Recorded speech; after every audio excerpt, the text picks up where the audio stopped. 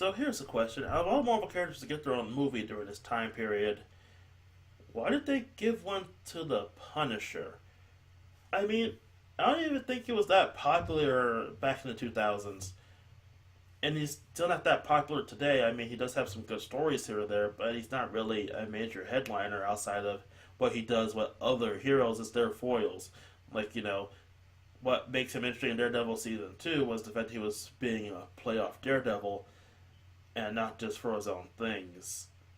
It's really confusing why they decided to do this. But yes, it's technically his second movie after the first one, 1989, but that was during the whole exploitation, super violence phase that made a bit of sense. But during this time period, I guess they're trying to go for the whole brooding anti hero thing, because that was popular, I guess, at the time period. I don't know, but I guess we'll talk more on that when we get into this movie. So let's get into this plot, shall we? After an FBI bust, aged a former soldier, Frank West decides to retire and lead a normal life alongside his family. Unfortunately, during that bust, he managed to kill the son of a crime boss. And, well, the crime boss puts a hit on him, and the wife decides to kill off the entire family. After the assault at the Frank Castle family reunion, which kills pretty much everyone aside from him, and after he heals up, Frank goes on a quest of revenge, hunting down the bosses' operations and dismantling them one by one, before taking on the big man himself. With some moments of Frank dealing with those of this franchise who have been put down by crime, ultimately deciding to become the Punisher. So basically, this is his origin story. But I don't think it was needed.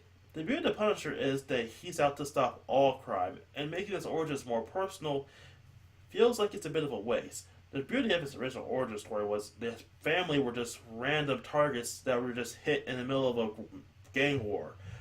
As such, Frank is out to stop all crime and prevent stuff like that from happening again, making the story more personal and then giving him further reason to become the Punisher by basically siding with people who are hurt by crime. Yeah, it's okay, but it's not really on point with the message of the Punisher. Again, his family being random victims of an accident makes a bit more dramatic sense than them being put on a hit list because Frank killed someone that was important to a crime boss somewhere. You get what I'm going for here, people? It's a bit of complexity that's not really needed, is what I'm saying. Aside from that plot point, which is basically the major plot point of the entire movie, this movie's okay. The plot is pretty obvious and everything, but the action is good. It's as good as it needed to be. Honestly, this needed to be an R-rated like Deadpool, which has a very similar plot. The Punisher is someone who hunts down the worst of the worst, the killers, the rapists, the psychos, and the sadists. And something like this needs a hard R. We need to see why these people that the Punisher are killing are so vile and not just random mob guys. You need to see him walk into a room.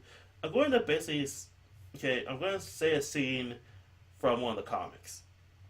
I don't have the images for it, but I'm going to explain it and you'll see why it works and why this honestly a waste for it being not an R-rated movie. The Punisher walks up to a house. He kills the mother and father inside, and goes to see the children. It turns out the parents were making child pornography with the kids, and the Punisher has punished them appropriately. He tells the kids that if they want their revenge, they can come looking for him later when they're adults. And then he leaves. That's the Punisher. He walks into a place, kills the bad people, says something cool or maybe not so cool, and leaves. That's it.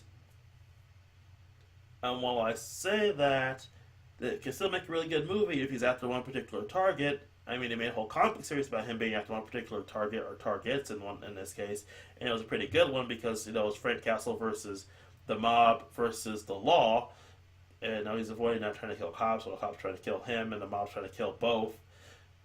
It just works, honestly. So while the movie is watchable and it's nothing truly offensive, it's not that entertaining. It's just kind of there. That's probably the worst thing you can say about a movie, not giving you a reaction either way. Hell, this movie was considered so bad that after the sequel they decided to reboot everything. So yeah, Spider-Man wasn't the first Marvel franchise to get the massive reboot hit. It was the Punisher. But was it really the Fantastic Four if you count the Roger Corman movies? Oh, we'll begin into that later. So till next time.